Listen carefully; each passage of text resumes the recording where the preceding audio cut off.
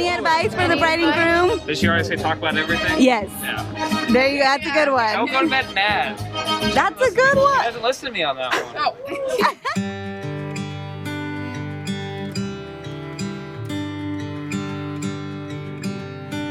As her older sister, I've always wanted to protect her from everything.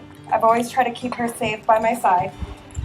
For a while, she was much smaller than me. As you all know, she's 13 years apart from me.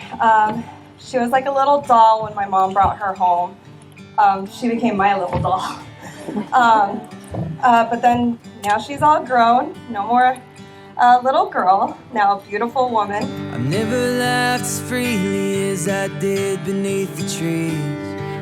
Hearing you tell stories while I tried to sit and read.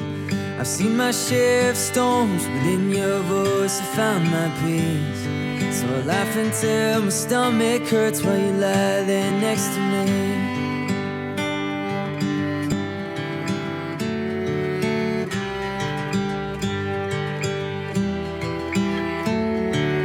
I'm glad she's found such a wonderful person to spend the rest of her life with.